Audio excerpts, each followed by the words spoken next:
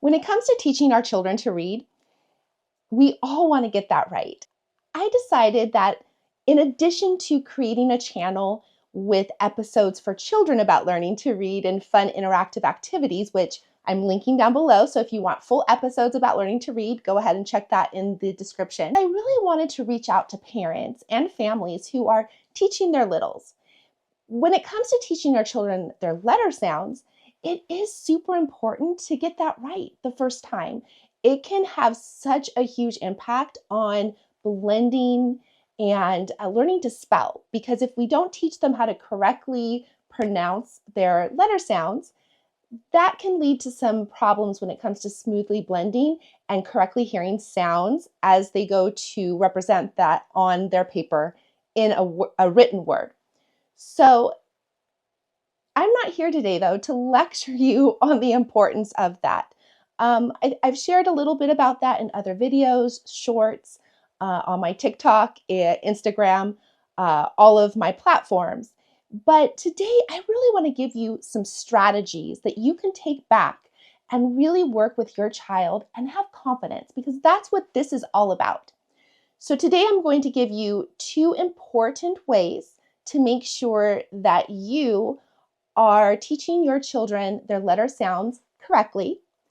And then I'm going to go through all of the letters. All right, so let's start off with my 2 tips. The first tip is if you're unsure about if you're pronouncing that letter sound correctly, take a step back and really think about how you would say that in an actual word. For instance, one of the most commonly mispronounced letter sounds when it comes to teaching children is the Y.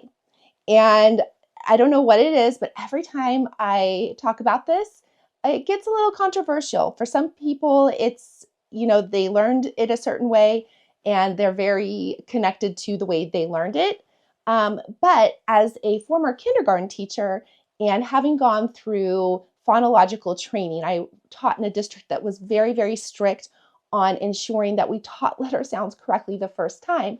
Each year, I had kids come into kindergarten having learned these sounds incorrectly. And it really made it more complicated, and it's super hard to fix once they get it stuck in their head. So we want to teach them correctly the first time. So if you're unsure, for instance, with the letter Y, which, as I mentioned before, tends to be one of the most commonly mistaught letters, think about how you would say that in a word. So unfortunately, most of us learned the letter sound of the Y as ya. And that, in fact, is actually adding the short U onto the Y. So that would be like in yup. Okay, but that's not what we're teaching our kids. We're teaching them just the letter sound of the Y, because we want them to be able to spell words like yes and yellow and all sorts of words, right? So think about how you would say the Y in yellow. Yellow. And that's why when we teach children the sound for the letter Y, we want to pronounce it ye. And it almost sounds like it has a long E on there, but it doesn't. That tends to be more of a native English, American English way. But in fact, it's just a very closed off, we don't want to extend it into an open vowel, okay? The next tip that I have is to really focus on how your muscles in your mouth are moving and how your tongue is placed, where your teeth are, and even show your child your mouth. Give them a visual, especially if you or your child are learning English as a second language. So don't be afraid to overemphasize those muscle placements. Feel free to get a mirror. I always kept a little dollar store mirror, and that's very helpful for students to actually see the placement of their mouth, and they can see if they are in fact mimicking what you're doing. So you want to make sure that you take the time to really model.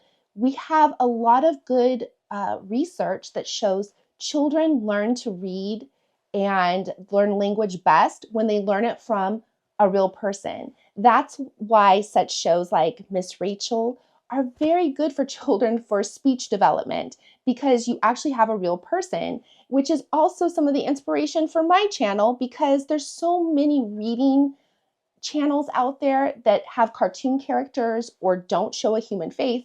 And I thought, no, we really need to have that for families with good, solid, research-backed strategies. So again, if you haven't already, check out my YouTube channel for littles, Learning to Read. It's called Dr. Deanna's Learning for Littles, and I'm going to link that down below, so make sure to check that out. Let's jump right on in to how to pronounce the letters of the alphabet. And I just want to say this, if you ever mess up, don't freak out. You have not ruined your children. If you've been doing it wrong, it's okay. Our children, they are flexible, but we do want to go ahead, and if we can prevent that, we definitely want to prevent that. But if we need to fix it, we want to fix it now. All right, let's dive in. So I'm going to hold up my whiteboard. I have some simple magnetic letters that I got from Educational Insight, and a little pointer finger that I got at the dollar store. All right, here we go.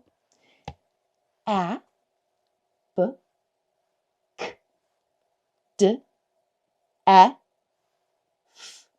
Notice how I'm very carefully not adding on any vowel sounds to my consonants. G, H, I, J, K, O, M, N, A, P, R, S, T, A, V, W, X. Hold it up so you can see the last two. Y, Z. And there you have it. Real simple, real sweet, real short. I'll see you next time when I help you teach to your learners superpower strengths, one child and family at a time.